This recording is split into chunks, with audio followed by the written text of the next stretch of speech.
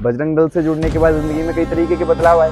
झूठ नहीं कहूँगा तो ये कहूँगा कि प्रतिष्ठा खूब मिली, लोगों के बीच में सम्मान मिलता है बजरंग दल के नाम से। हम ऐसा भारत चाहते हैं जहाँ समरस भाव हो, जहाँ सभी लोग प्रेम पूर्वक रहें। आप प्रेम के समर्थन में हैं, पर जो 14 फरवरी को प्रेम के नाम पे नग्नपन फैला देना, प्रेम के नाम पे अश्लीलता फैला देना। नमस्ते दोस्तों, मैं हूं आयुष सिंह बुंदेला नीरज सिंह के साथ, और आप देख रहे हैं अनप्लग्ड इंडिया, जहां हम दिखाते हैं सच्चाई बिना किसी फिल्टर के। दोस्तों, आज हमारे साथ मौजूद हैं बजरंग दल से जिला महाविद्यालय कार्य प्रमुख श्री शिवाजीत सिंह तोमर जी। बहुत बहुत स्वागत है सर। जय श्री राम। सबसे पहले जो दर्शक आपको पहली बार देख रहे हैं, उनको आप किस तरह से परिचित कराएंगे? परिचय कराने की जिम्मेदारी तो खैर आपकी थी, पर अगर मुझे अपना परिचय देना पड़े तो परिचय में मैं कुछ इस तरीके से बताना चाहूँगा कि मेरा नाम शिवाजीत है। इस भारतवर्ष का एक छोटा सा अंग हूँ, माँ भारती का अंश हूँ, और वर्तमान में बजरंग दल के अंदर अपने दायित्वों का निर्वहन करने का एक छोटा सा प्रयास कर रहा हूँ। मेरी शिक्षा एमए ख़त्म हो चुकी है, मेरी अर्थशास्त्र में एमए हो चुका है, और आगे भी पढ़ाई करने का मन रहता है। बजरंग दल से जुड़ने से पहले आप क्या कर रहे थे और उस दौर ने आपको क्या सिखाया? अगर शुरुआती दौर की बात बताएं तो मेरे लिए जो मेरी पहली शिक्षक रही वो मेरी दादी रही जी। दादी के माध्यम से मुझे अध्यात्म के बारे में, रामायण महाभारत के वैज्ञानिक रूप के बारे में, इसके बारे में पता चला। दूसरा, फिर मैं संघ के बालकाल स्वयंसेवक रहा, तो संघ से जो मेरे को जानकारी मिली या संघ के साथ रह के मेरा जो शारीरिक और मानसिक विकास हुआ, उसके क्रम में ही मैं विद्यार्थी परिषद से जुड़ा। विद्यार्थी परिषद में महानगर का सेक्रेटरी रहा। छात्रों के विषय या छात्र समुदाय किस तरीके से सोचता है या उनकी क्या परेशानी होती है, इनको लेके मैंने लगभग 3-3.5 साल तक विद्यार्थी परिषद में कार्य किया। उसके बाद फिर मैं हमारे एक प्रतिष्ठित कोचिंग संस्थान है, उसके अंदर शिक्षक की भूमिका निभाई। वर्तमान में मैं बजरंग दल का कार्य देख रहा हूँ। कौन सा पल या अनुभव था जिसने आपको बजरंग दल से जुड़ने के लिए प्रेरित कराया?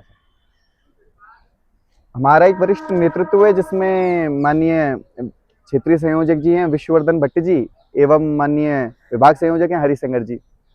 उन दोनों का मार्गदर्शन मिलता था, और हमेशा ये देखा जाता था कि हिंदू समाज के लिए वो जिस तरीके से लड़ाई लड़ रहे थे, चाहे 2016 में हिंदू समाज के ऊपर सेवानगर में मुस्लिम समाज ने जो कुठाराघात किया, उस दंगे की बात रही हो जिसमें उनकी महत्वपूर्ण भूमिका रही, या अभी कुछ समय पहले ही काजी के विरोध में, जो शहर काजी, उसके विरोध में एक बड़ा सक्रिय भूमिका निभाते हुए हरि जी ने काम किया। तो मुझे लगा कि समाज में हिंदू समाज की कई समस्याएं हैं। कभी कभार लगता है कि हिंदू समाज थोड़ा कुंभकर्ण टाइप का है, तो इसको जागृत करने के लिए एक छोटी सी भूमिका निभानी चाहिए। और मुझे लगता है कि जैसे कहते हैं कि राम जी के कार्य में जैसे एक गिलहरी ने भी अपना योगदान दिया, इस तरीके से मैंने भी सोचा कि छोटा सा योगदान मेरा भी इस हिंदू समाज के लिए रहे। और बजरंग दल से जुड़ने के बाद आपकी जिंदगी में क्या बदलाव आए? बजरंग दल से जुड़ने के बाद जिंदगी में कई तरीके के बदलाव आए। झूठ नहीं कहूँगा तो ये कहूँगा कि प्रतिष्ठा खूब मिली जी, लोगों के बीच में सम्मान मिलता है बजरंग दल के नाम से। अगर आप बजरंग दल के कार्यकर्ता हैं तो लोग आपको एक अच्छे, एक व्यवस्थित, एक डिसिप्लिन्ड कार्यकर्ता के रूप में देखते हैं, सोचते हैं कि समाज में आप कुछ अच्छा कर रहे हैं।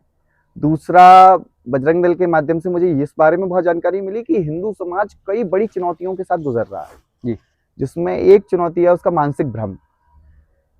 तो उन चुनौतियों से कैसे लड़ा जाए या क्या चुनौतियां हो सकती हैं, जैसे कि एक बड़ा अच्छा मैं आपको उदाहरण देता हूं कि हमारे देश के अंदर आप लोगों ने देखा होगा कि ज़्यादातर जो पंचर के काम हैं, ये मुस्लिम समाज में बहुत सारे लोग करते हैं। वो लोग अपना 1-1 रुपए जोड़ के विदेशों में भेज रहे हैं, जिससे कि वो हिंदू समाज के ऊपर कुठाराघात कर सकें या भारतीय व्यवस्था को तोड़ सकें। इसका एक छोटा सा एग्जाम्पल अभी हमने दिल्ली में देखा।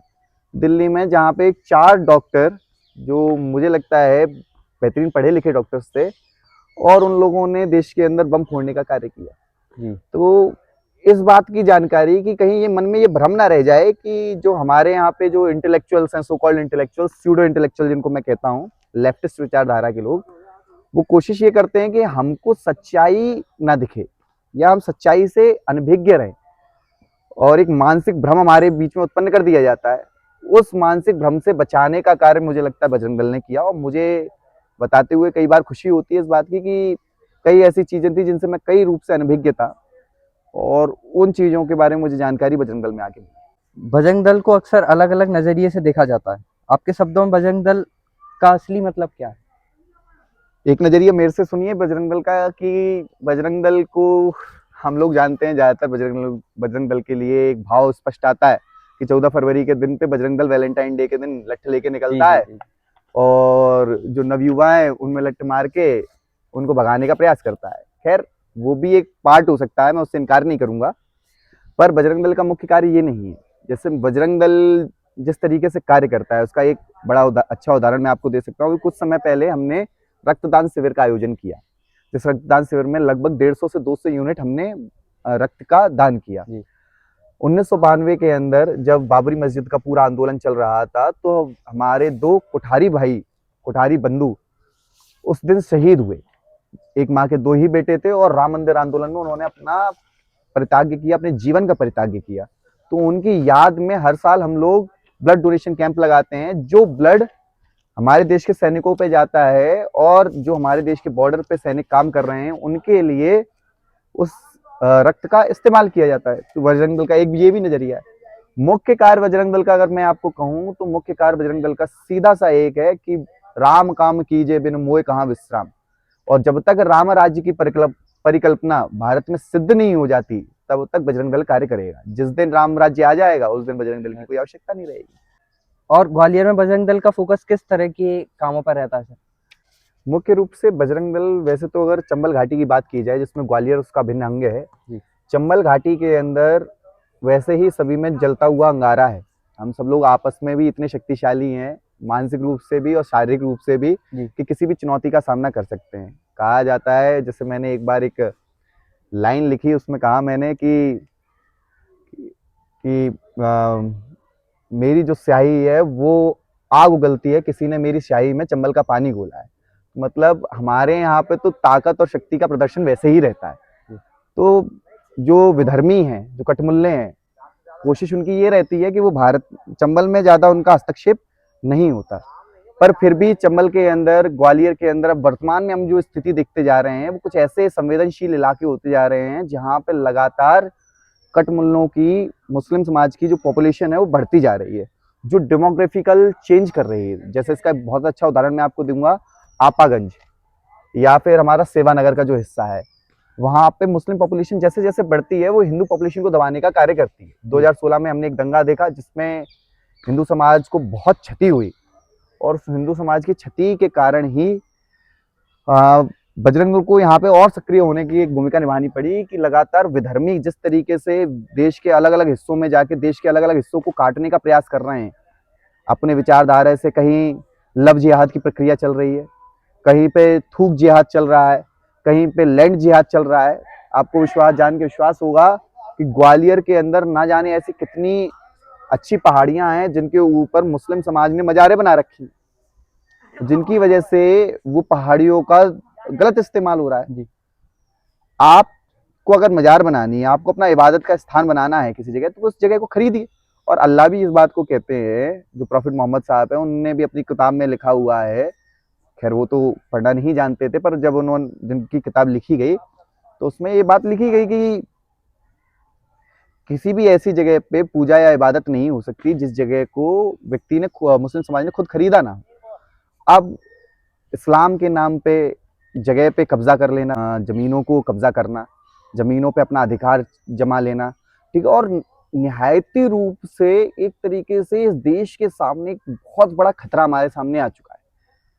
पॉपुलेशन लगातार बढ़ रही है, संसाधन उतने हैं नहीं, संसाधनों में फिर जो समाज, जैसे माइनॉरिटीज में अगर बात की जाए तो जैन समाज को लिया जाए, जैन समाज का देश की आर्थिक स्थिति में जो कंट्रीब्यूशन है वो अतुलनीय है। हमारे देश के अंदर सिंधी समाज रहता है, उसका जो कंट्रीब्यूशन है भारतीय अर्थव्यवस्था में वो अतुलनीय है। पर ये समाज जो सबसे बड़ी माइनॉरिटी है, 20% की माइनॉरिटी है, वो मुस्लिम समाज का कंट्रीब्यूशन अगर हमारी सभ्यता में देखा जाए, आर्थिक रूप से देखा जाए तो शून्य बराबर है।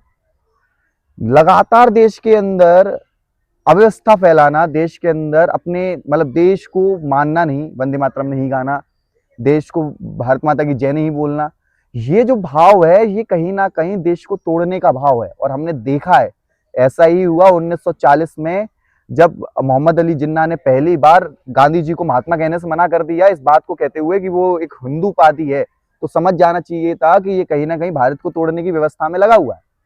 और हमने देखा कि हमारी दो भुजाएं हमसे पहले ही अलग हो चुकी है, एक पाकिस्तान के रूप में, एक बांग्लादेश के ऊपर में। बांग्लादेश को बनाने में भी हमारा बड़ा हाथ था। हमारे 3900 सैनिकों ने अपनी शहादत दी, और आज हमको मिला क्या 3900 सैनिकों की शहादत के बाद?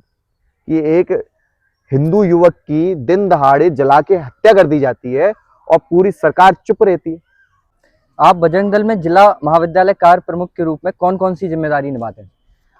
विद्यार्थियों के कार्य को करते हुए मुख्य रूप से मेरा विद्यार्थियों के बीच में कार्य रहता है कि विद्यार्थी किसी तरीके से ऐसे, खासकर हिंदू युवा विद्यार्थी जो है वर्तमान में, वो अपने आप में बहुत भ्रमित विद्यार्थी है। मतलब जैसे कि हमारे यहाँ पे एक बड़ी अच्छी थॉट प्रोसेस है कि हम ये सोचते हैं, हमको जिस तरीके से शिक्षा में ढाला गया है, तो वो शिक्षा को इस प्रकार से समझाती है कि हमारे गांव में काम करने वाला एक किसान वो जेंटलमैन नहीं है, पर एक टक्सीडो पहना हुआ व्यक्ति जेंटलमैन है। हमको कहीं ना कहीं ये सिखाया जाता है कि हिंदू मुस्लिम भाई भाई। हमको शुतुरमुर्ग बनाया जा रहा है कि अपनी गर्दन को दबाए रखो गड्ढा खोद के, और तूफान आएगा वो हमको टच नहीं करेगा। पर ऐसा संभव नहीं है। हमको चुनौतियों का सामना करना पड़ेगा, और इस चुनौती को बताने के लिए मुझे लगता है विद्यार्थियों के बीच में हमारा कार्य रहता है। विद्यार्थी नशे से दूर रहें, हमारी जो बहन है, जो हमारी बच्चियां हैं, जो हमारी मित्र हैं, वो कहीं ना कहीं लव जिहाद का शिकार ना हो। क्योंकि हमने लगातार देखा है कई ऐसे विषय आए हैं जिसमें मुस्लिम समाज का एक लड़का एक बच्ची को लेके भाग जाता है, फिर वो पता चलता है वो दुबई में बेच दी जाती है, वो सऊदी में बेच दी जाती है, या फिर वो किसी ना किसी फ्रिज में पैक मिलती है। तो ये युवा तक कैसे पहुंचे, विद्यार्थी के बीच में राष्ट्र का भाव कैसे प्रथम आए, राष्ट्र के लिए उसका कार्य क्या है, या वो राष्ट्र के लिए कैसे काम कर सकता है, ये बजरंग दल सिखाता है। आपने अभी एपीजे अब्दुल कलाम जी का नाम लिया जी, तो आप उनके बारे में कुछ बोलिए, उनके बारे में क्या कहना चाहेंगे? एपीजे अब्दुल कलाम, मुझे ऐसा लगता है कि भारतीय नहीं, विश्व के 40-45 साल के इस्लामिक इतिहास में, अगर मैं इस्लाम को इसमें बीच में लेके आऊं थोड़ा सा, तो इस्लामिक इतिहास में उनसे बड़ा उलेमा, या मैं कह सकता हूं उलेमा कहना थोड़ा सा गलत होगा, उनसे ज्यादा बुद्धिजीवी व्यक्ति मुझे नहीं लगता कि पूरे आलिम फालिम में, इस पूरे इस्लाम में कोई नहीं हुआ होगा। और इतने बड़े व्यक्ति को भी देश का मुसलमान मानता नहीं है। जो एपीजे अब्दुल कलाम किसी भी क्षेत्र में खड़े होकर भारत माता की जय वंदे मातरम कह देते थे, उसी देश के दुर्भाग्य है कि भारत की संसद के अंदर 4 लफंगे सांसद ये कहते हैं कि हम भारत माता की जय नहीं कहेंगे, हम वंदे मातरम नहीं कहेंगे। तो ये देश का दुर्भाग्य है। और मुझे लगता है डॉक्टर एपीजे अब्दुल कलाम आज जहां पे भी होंगे जन्नत के अंदर, तो उनके आंखों से भी अश्रु की धारा बह रही होगी, उन गधों को देखते हुए, उन देशद्रोहियों को देखते हुए। तो एपीजे अब्दुल कलाम तो अपने आप में वो स्मृति हैं जिनके बारे में शब्द कम पड़ जाए। हम जैसे लोग उनसे प्रेरणा लेके आज तक बढ़े हुए आगे बढ़ते हैं। सर, आज के युवा बजरंग दल से कैसे जुड़ सकते हैं और उन्हें आप क्या मैसेज देना चाहेंगे? देश का युवा बजरंग दल से कई माध्यमों से जुड़ सकता है। हम लोग अलग अलग समय पे अलग अलग तरीके के कैंपेन्स भी चलाते हैं जिनके माध्यम से हमसे जुड़ा जा सकता है जी। और ऐसा नहीं कि सिर्फ हमको ऐसे लोग चाहिए जो लड़ सकें, इस्लाम के खिलाफ लड़ाई लड़ सकें, अब वो नहीं, हर तरीके का समाज में युवा काम कर सकता है। दूसरा, इसके अपने हमारा जॉइन बजरंग दल को लेके एक कार्यक्रम चलता है, जॉइन बजरंग दल को एक इवेंट चलाते हैं हम लोग। साथ में हम लोग अलग अलग स्तर पे अलग अलग क्षेत्रों में कार्य कर रहे होते हैं। तो उन क्षेत्रों में कार्य करते हुए भी हम लोग समाज में बीच में रहते हैं, तो समाज में जिसको बजरंग दल से जुड़ना है तो वो हमको संपर्क कर सकता है। दूसरा, हमारा कार्यालय भी है ग्वालियर के अंदर, जैसे हमारा बजरंग दल का कार्यालय ठाटीपुर पे है जी। एक कार्यालय हमारा लश्कर के अंदर है जी। तो वहां पे भी जाके बजरंग दल के से युवा अपने जुड़ सकते हैं। अब इंटरव्यू को इंटरेस्टिंग बनाने के लिए एक रैपिड फायर करेंगे जिसमें एक वर्ड पे 2 ऑप्शंस होंगे, सर को एक चूज करना होगा। Ready sir? बिल्कुल। बजरंग दल संगठन या विचार? विचारों के लिए कार्य करता हुआ संगठन। क्या जरूरी है, युवा शक्ति या अनुभव? अनुभव के साथ युवा शक्ति और प्रखरता से बाहर निकल सकती है। कैंपस पॉलिटिक्स जरूरी है नुकसान? बहुत जरूरी। सोशल मीडिया ताकत या चुनौती? बहुत बड़ी चुनौती और भ्रम का ऐसा सागर जिसमें निरंतर भ्रम फैलाया जा रहा है। आज का युवा जागरूक या भ्रमित? कुछ समय से जागरूकता का एक दौर चला है, पर भ्रमित मैं कह सकता हूं कि वर्तमान में है। युवा राजनीति जरूरी या नुकसान? युवा राजनीति बहुत आवश्यक है कि समाज में जब तक युवा नेता या युवा राजनीति नहीं उत्पन्न होगी तब तक समाज विस्तृत रूप से कार्य नहीं कर पाएगा। लव मैरिज सही है गलत? प्रेम में विवाह में प्रेम होना और प्रेम के साथ विवाह करना दोनों ही सही है। मुसलमान से प्रेम होना? मुसलमान से प्रेम होना ये देख के कि कहीं वो आपको फ्रिज में पैक ना कर दे, तो ये बहुत बड़ी चिंतन है। अब हम थोड़ा समाज और एनवायरनमेंट से जुड़े एक महत्वपूर्ण मुद्दे पर आते हैं सर। अरावली पर्वतमाला को लेकर आजकल काफी चर्चा हो रही है, आपके नजरिए से अरावली का महत्व क्या है? अरावली हमारी माँ का स्वरूप है। अरावली वो पर्वत श्रृंखला है जो भारत के 4 राज्यों से होकर गुजरती है और वो जिस तरीके से ठंडी हवाओं को हिमालय रोक रहा है उस तरीके से गर्म हवाओं को या राजस्थान को मरुस्थल ना बन पाए, इस बात के लिए अरावली बहुत महत्वपूर्ण है। खैर, अरावली को लेके जो चिंतन है उसमें और संवेदनशीलता आनी चाहिए, इसका मैं समर्थक हूँ। पर वर्तमान में जो जिस मुद्दे को आप जिक्र कर रहे हैं कि अरावली को लेके जो भी वर्तमान में स्थिति बनी हुई है, तो मुझे लगता है कि समाज के बीच में, जैसे मैं आपने कहा कि सोशल मीडिया एक बहुत बड़ा भ्रम का कारण बन के उभरा है। सोशल मीडिया पे जिस तरीके से सुप्रीम कोर्ट के डिसीजन को गलत रूप से दिखाया गया, उसकी सही व्याख्या नहीं की गई, जिसमें बाहर आके अभी काफी बार सुप्रीम कोर्ट ने भी इसको रिप्लिकेट किया। दूसरा, भारत के जो पर्यावरण मिनिस्टर हैं भूपेंद्र यादव जी, उन्होंने भी इस बात को अंकित किया कि किसी भी तरीके से अरावली के अंदर माइनिंग की परमिशन नहीं दी जाएगी। अरावली पर्वत श्रृंखला की कोई डेफिनेशन नहीं थी अभी तक। अरावली को लेके केस चला, उसमें क्या होता है कि जैसे अरावली में कोई माइनिंग करने गया और उसको पकड़ लिया पुलिस ने, तो विपक्षी वकील ये कहता है कि भाई ये बताओ कि अरावली आप मानते कैसे हो? अरावली की कोई परिभाषा नहीं थी जी। सुप्रीम कोर्ट ने अरावली को परिभाषित किया कि 100 मीटर से ऊंची सभी पहाड़ियां अरावली मानी जाएंगी। 100 मीटर का एक दायरा बनाया, उसको गलत तरीके से भ्रमित रूप से हमारे सामने प्रचलित किया है। उन्होंने ये भी कहा कि 500 मीटर तक जो साइड में जो छोटी छोटी श्रृंखलाएं होंगी वो भी अरावली में गिनी जाएंगी। तो असलियत में कहीं ना कहीं सुप्रीम कोर्ट ने अरावली पर्वत श्रृंखला को लेके भ्रम उसकी परिभाषित किया और उसको लेके जिस तरीके से भ्रम फैलाया गया समाज के बीच में, खैर, पर इससे समझ में एक अच्छी बात इसमें ये हुई कि समाज का जो एक समरस रूप देखने को मिला कि राजस्थान के अंदर जहाँ पे ये कहा जाता था कि जाट गुजरों में लड़ाई है, जहाँ पे ये कहा जाता था कि जाट ठाकुरों में राजपूतों में लड़ाई है, मीणाओं में लड़ाई है, वहाँ पूरा समाज एकजुट होकर एक विषय के लिए खड़ा होता है। तो इससे ये समझ में आता है कि भारत आने वाले समय में अगर कोई बड़ी चुनौती होगी तो एक रूप में खड़ा हो सकता है। ये एक मैं फायदा समझता हूँ। पर अरावली को लेके जिस तरीके से भ्रम फैलाया जा रहा है, मुझे लगता है कि समाज में जो सोशल मीडिया इन्फ्लुएंसर्स हैं उनको भी इस तरीके से देखना चाहिए कि कहीं हम कुछ गलत तो नहीं कर रहे, क्योंकि इससे एक बड़ा नुकसान समाज के बीच में हो सकता था। शिवाजी सर का कहना है कि अरावली को काटा नहीं जाएगा, ये बस एक डेफिनेशन दी गई है, एक पहचान दी गई है अरावली को कि 100 मीटर से ऊंची पहाड़ियों को ही अरावली माना जाएगा, उसमें कोई माइनिंग की परमिशन नहीं है। पॉलिटिक्स पसंद है आप? हाँ, पॉलिटिक्स से मैं ये नहीं हूँ, मतलब ये नहीं कह सकता कि मैं अनभिज्ञ नहीं हूँ। मैं पॉलिटिक्स को काफ़ी कवर करता हूँ, मैं पॉलिटिक्स को काफ़ी अच्छा भी मानता हूँ। कांग्रेस का कोई ऐसा नेता बताइए जो ग्वालियर में अच्छे कार्य कर रहा हो।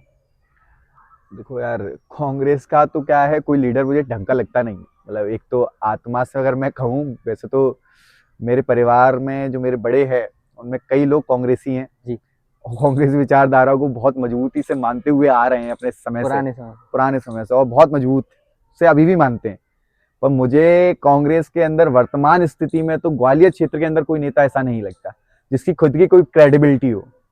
आप देखिए, समाज के बीच में कितने मुद्दे हैं जिनको लेके एक विपक्ष की एक मजबूत भूमिका निभाई जा सकती थी, पर आप महंगाई को लेके कोई बड़ा आंदोलन नहीं देखते, आप पर्यावरण संरक्षण को लेके कोई बड़ा मुद्दा नहीं देखते, आप लगातार कहीं ये नहीं देखेंगे कि युवा अगर बेरोजगार है तो कांग्रेस की उसमें क्या भूमिका हो सकती है। जबकि कांग्रेस के पास तो लड़ने के लिए न जाने कितने मुद्दे मिल सकते हैं, पर कांग्रेस लड़ती नहीं। इसीलिए मुझे लगता है कि कांग्रेस क्रेडिबल नेतृत्व उत्पन्न नहीं कर पा रही है। कांग्रेस में जो अच्छे नेता हो सकते हैं वो शायद उतना ऊपर आ नहीं पा रहे हैं। आज 25 तारीख है और आज के ही दिन ग्वालियर में होम मिनिस्टर आ रहे हैं, तो उनके आने से कुछ दिन पहले ही उनकी तैयारी जोरों शोरों से होने लगी थी, रोड डाल दिए गए। तो आपको क्या लगता है ये इसकी वजह क्या रही होगी कि रोड डालने पड़े? मुझे ऐसा लगता है कि अमित शाह जी को क्या है, माननीय गृह मंत्री जी को ऐसे दौरे हर 2-4 महीने में 3-4 बार कर लेने चाहिए। जी कम से कम ग्वालियर की सड़कें तो सुधरी रहेंगी। वही मुझे बहुत चिंता होती है इस विषय की कि क्या नेताओं के आने पे या फिर माननीय गृह मंत्री जी के आने पे ही समाज के बीच में स्थिति सुधरेगी। कितने देर से, कितने समय से समाज ये चाह रहा था कि आप रोडों का सुदृढ़ीकरण करा दीजिए। एक बच्चे को, एक बिटिया को अंधेरे से निकलना पड़ता है, क्या वहां पे एक स्ट्रीट लाइट नहीं हो हाँ, सकती? स्ट्रीट लाइट भी लगा दी गई, डिवाइडर पुतवा दिए गए। वही तो जो मेन क्षेत्र, अब मैं ये कहता हूँ कि अमित शाह जी का, मुझे लगता है कि उनको क्षेत्रों के बीच में से और आना चाहिए, तो कम से कम हमारी गलियों की रोडें सुदृढ़ हो जाए। तो नेताओं के साथ साथ अधिकारियों को इस बात का ध्यान रखना चाहिए कि अधिकारी इस देश के लिए जवाबदेह हैं, नेताओं के लिए जवाबदेह। आपके नजरिए से हिंदू राष्ट्र का कॉन्सेप्ट क्या है और इसका समाज से क्या संबंध है? हिंदुस्तान जो है, या फिर हिंदुस्तान जिसको हम के नाम से जानते हैं, हिंदू राष्ट्र, भारत अपने आप में हिंदू राष्ट्र है। हमारी कल्पना हिंदू राष्ट्र की है कि मतलब वो भूभाग जिसमें हिंदू समाज रहता है, जो ये कहता है कि सर्वे भवन्तु सुखिनः, सर्वे सन्तु निरामया, सर्वे भद्राणि पश्यन्तु माँ कश्चित् दुःख भाग् भवेत्।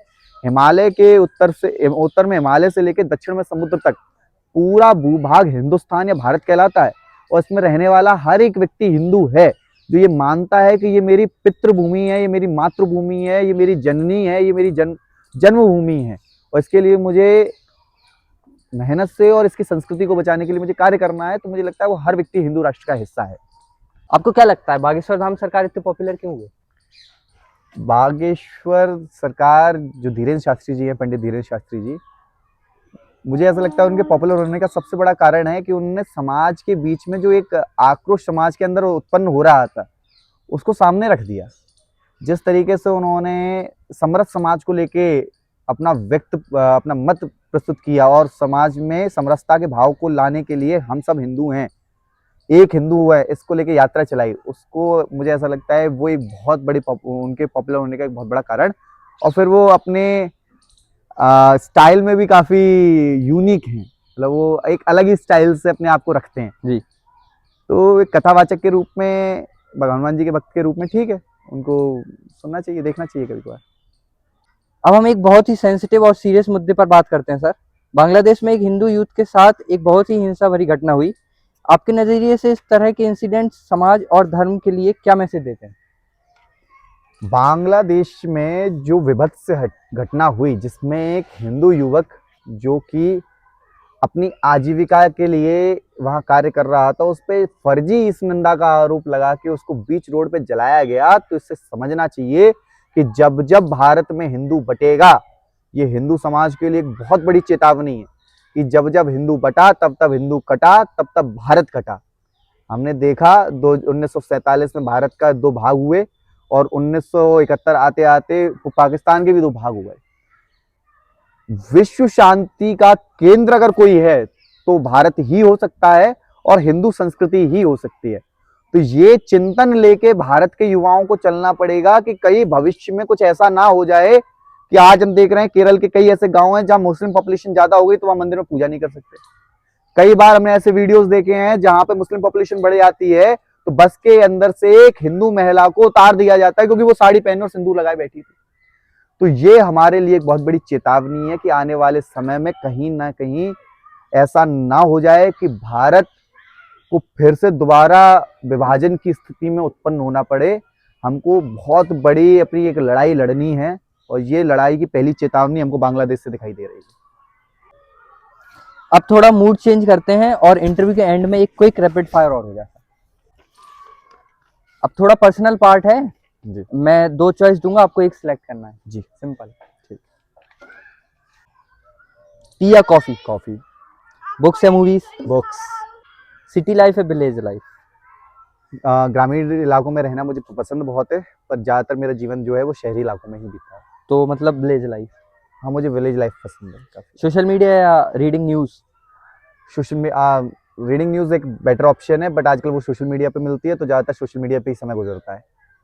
कार या बाइक? बाइक। मंदिर या स्कूल? मंदिर, क्योंकि मंदिर है वो समाज में सिर्फ आस्था का केंद्र नहीं है। आप अगर इतिहास को उठा के देखेंगे तो इतिहास में जो मंदिरों की भूमिका रही है वो अपने आप में एक शहर की भूमिका रही है। मंदिर के आसपास पूरा शहर डेवलप होता है। उज्जैन में महाकाल मंदिर है, तिरुवनंतपुरम में जाइए तो आपको मंदिर के आसपास ही पूरी उनकी अर्थव्यवस्था दिखाई देती है। आज अयोध्या में श्री राम जन्मभूमि बनने से, जो हमारी दीदी कहा करती थी, साध्वी रीताम्बरा थी, वो कहती थी हमेशा कि लोकसभा बासंती चोला पहन के जिस दिन आएगी, गली गली मेरे भारत की वृंदावन कहलाएगी, हो जाएगी। काशी, मथुरा और अयोध्या ने एक साथ हुकारा है, कहो गर्व से हम हिंदू हैं और हिंदुस्तान हमारा है। ये उन लोगों के मुख पे एक चाटा है जो लोग ये कहते थे कि मंदिर बनाने से होगा क्या। मंदिर बनाने से आज अयोध्या की आप स्थिति देखिए जाके, आज अयोध्या चमक चुका है। अयोध्या में एयरपोर्ट है, अयोध्या में रेलवे स्टेशन है, और अयोध्या की सड़कें ऐसी हैं कि जिसमें आदमी शीशा में शकल देख ले अपनी। तो अयोध्या की जो अर्थव्यवस्था बदलने का कारण क्या है? अयोध्या की अर्थव्यवस्था बदलने का कारण वो मंदिर है, जिसमें लोग आस्था के लिए तो आते हैं, और साथ साथ वो मंदिर के साथ साथ अपनी आजीविका भी करते हैं। मेरे लिए विद्यालय भी बहुत महत्वपूर्ण स्थिति रखते हैं, पर जिस तरीके से पूर्ण रूप में जैसे मंदिरों में हमको शिक्षा मिलती थी जी। फॉर्मल एजुकेशन के लिए हमको स्कूल्स की आवश्यकता है, बट मोरल एजुकेशन के लिए जो हमारे लिए इस समय बहुत जरूरी है समाज में, उसके लिए मंदिरों की आवश्यकता कहीं ज्यादा है। अरावली या डेवलपमेंट? अरावली। मूवी देखते हैं आप? जी। कौन सी एक्ट्रेस? मैं इसके रूप में जो मेरी वर्तमान चॉइस है वो मैं रेखा जी को बहुत देखता हूँ। मुझे पुरानी पिक्चरें ज़्यादा पसंद है। प्रेजेंट में? प्रेजेंट समय में अगर देखा जाए तो कंगना रनावत एक अच्छा कंगना रनावत की एक्टिंग मुझे बहुत अच्छी लगती है। साथ साथ तापसी पन्नू, वो मुझे बहुत ज़्यादा उनकी जो फिल्म्स हैं, जिस तरीके की वो फिल्म साइन करती हैं, वो मैसेजिंग होती हैं, मुझे वो ज़्यादा अच्छी लगती है। तेज प्रताप यादव के बारे में सुना आपने? जी जी, काफ़ी सुना है। उनकी भी फेवरेट हीरोइन कंगना रनावत। तो मुझे लगता है कि तेज प्रताप जी को हो सकता है, पर तेज प्रताप जी की वर्तमान भूमिका ठीक नहीं है समाज के बीच में। वो कभी भी उठ के कुछ भी करने लगते हैं। तो ये देखिए, लालू प्रसाद यादव जी के विचारों से मैं सहमत असहमत हो सकता हूँ, पर लालू प्रसाद यादव वो व्यक्ति हैं जिन्होंने भारतीय राजनीति का परिदृश्य बदल दिया था। उन्होंने ये बता दिया कि दिल्ली की संसद के अंदर एक व्यक्ति भैंस पे बैठ के भी जा सकता है। तो ये एक वैचारिक जो चिंतन बदला लोगों के बीच में, ये लालू प्रसाद जी का। फिर लालू प्रसाद जी के बाद उनके जो बेटे हुए, मुझे नहीं लगता कि समाज में लालू प्रसाद यादव जी ने जिस तरीके से कार्य किया, उनके बेटों में उतनी क्षमता है। सर, आपके हिसाब से आपकी ड्रीम इंडिया कैसा होना चाहिए? आपकी कंट्री किस प्रकार की होनी चाहिए? क्या क्या उसमें होना चाहिए? जैसे कि राम जी कहते थे, राम जी का अगर हम लोग चिंतन देखें तो राम राज्य की जो कल्पना है, उस राम राज्य की कल्पना में राम जी का आर्थिक चिंतन भी है। राम जी ये कहते थे कि हमको लोगों से कर ऐसे वसूल करना चाहिए जैसे कि सूर्य जब हमसे एनर्जी कंज्यूम करता है, सूर्य हमसे एनर्जी कंज्यूम कर रहा है, हमको पता नहीं चलता, पर हमसे कंज्यूम हो रहा है। इसी तरीके से हमको टैक्स भी लेना चाहिए कि लोगों को पता नहीं चले पर उनसे टैक्स आ जाए।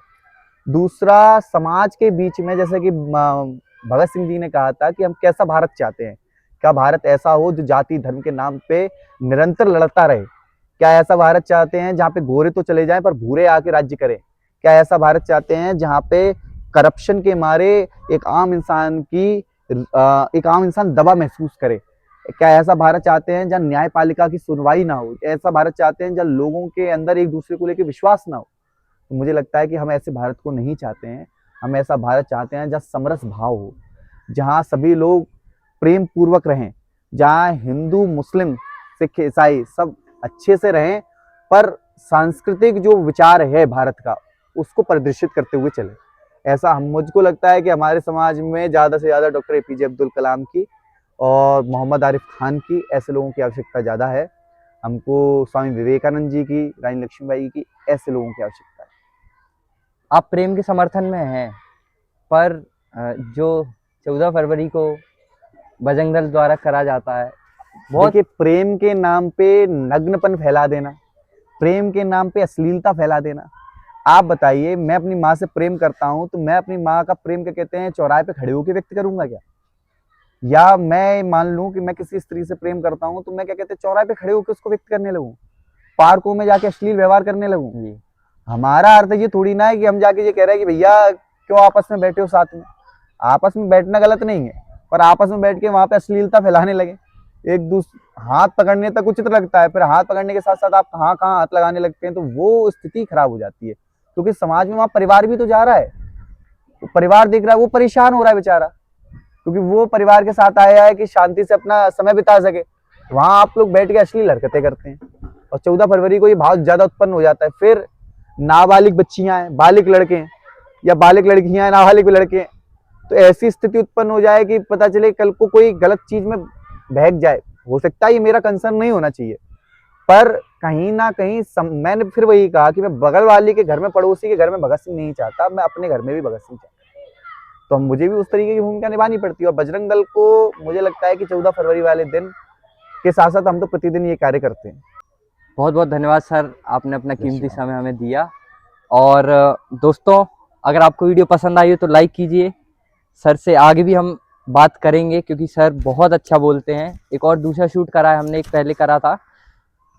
अगर आप इस वीडियो को ज़्यादा से ज़्यादा लोगों तक शेयर करेंगे, जिससे हमें भी मोटिवेशन मिलेगा, और सर के पास नए विचारों, नए क्वेश्चंस के साथ हम आएंगे। बहुत बहुत धन्यवाद।